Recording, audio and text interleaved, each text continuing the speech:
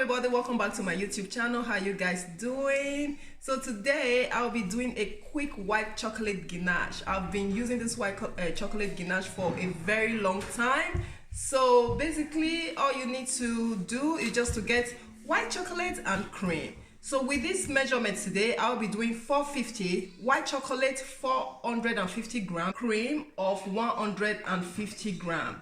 So this is what the measurement I'll be using today. Instead of using buttercream, you can use white chocolate ganache to actually frost your cake and make it fabulous and yummy. I often like this mixture with my chocolate cake because what I do, when I decorate my cake, I use the ganache on top. It's like the contrast, white chocolate and dark chocolate. It's absolutely yummy. I can't wait to show you guys how I do it. Let's just get into this video.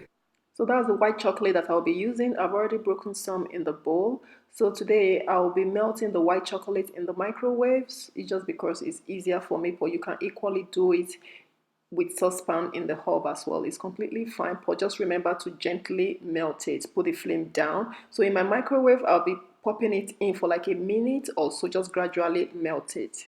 So my cream is already in there. I did forget to record myself when I was putting the cream, but I'm just going to go ahead and pretend as if I'm putting the cream. So now that the cream is in with the chocolate, I'm going to go ahead and put it in my microwave.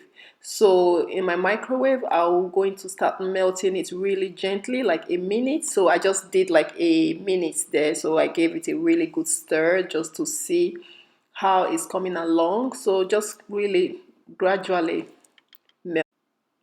It's really melting, and you see the color. The color is like kind of creamy white.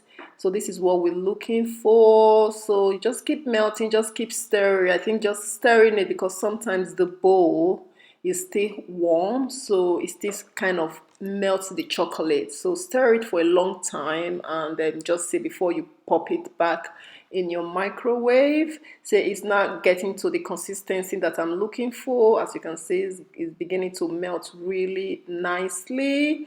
Oh yes, it's just like a little lump that is in there, but just give it a good stir. The heat from the bowl might actually finish the job. As you can see, this is the consistency that I'm looking for. Even the way it reads like this, just pop it in the oven, in the fridge, in your fridge, not oven, in your fridge a little bit. You could just put it on your chocolate or cupcake and it comes out really well like this. But however, I'm going to pop this now. I'm going to just pop this one in the fridge just to make it chill a bit.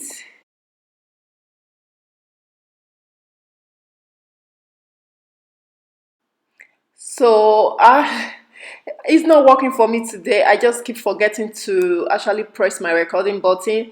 But the next stage is just to really give it a good whisk until it becomes really white and fluffy like that. It becomes so white light, then before you start using it on your cake, just give it really whisk this until you're happy with the texture before you use it on your cake. So this is how you make your white chocolate ganache. It's really nice and fluffy now, as you can tell from, as you can see from this picture. Oh, that's yummy. That's really yummy.